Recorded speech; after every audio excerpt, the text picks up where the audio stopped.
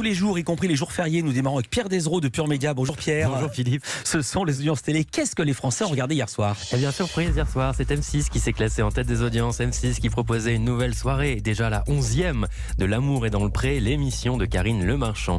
Hier, ils ont été 3 700 000 à suivre les romances des agriculteurs, 17,4% du public, et c'est un très bon score puisque c'est le record de saison de L'amour est dans le pré.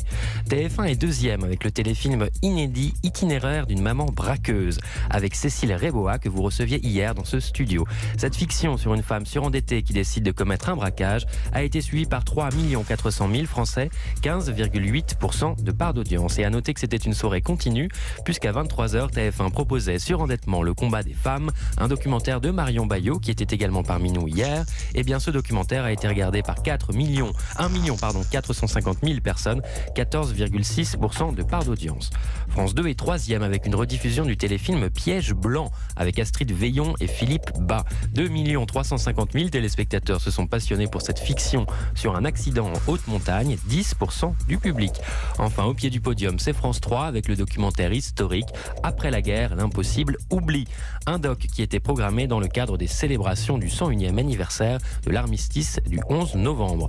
1 900 000 personnes ont passé la soirée devant ce doc historique, 8,1% de part d'audience. Et enfin, beaucoup de choses à vous signaler du côté des autres chaînes. Ah oui. Il y a 3 chaînes donc qui dépassent le million. C'est pas souvent. C'est pas souvent. Ouais. Et c'est à commencer par TMC qui proposait le film américain Captain America First Avenger.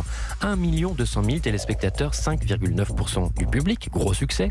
Tout autre genre sur Arte qui est au million aussi avec Leto de Hitchcock, 1 million également, et 1 million aussi pour W9 avec Pirates des Caraïbes, La Fontaine de Jouvence. Et puis Pierre, vous vouliez faire un petit point sur l'audience des 20h, le pic d'audience de la journée. Oui, et il y avait beaucoup de monde devant les 20h. C'est peut-être l'effet dû à l'intérêt autour du séisme dans la Drôme et dans l'Ardèche. Ah oui, toujours quand il y a une catastrophe naturelle. Exactement, un sujet très concernant. Et donc TF1 s'est classé en tête avec le journal de 20h de Gilles Boulot, 6 300 000 téléspectateurs. Ah oui, c'est beaucoup, 6 300 000. Oui, c'est beaucoup. 24,8% de part d'audience. Beaucoup aussi pour France 2 avec Anne-Sophie Lapix, 5 800 000 personnes, 22,8% du public.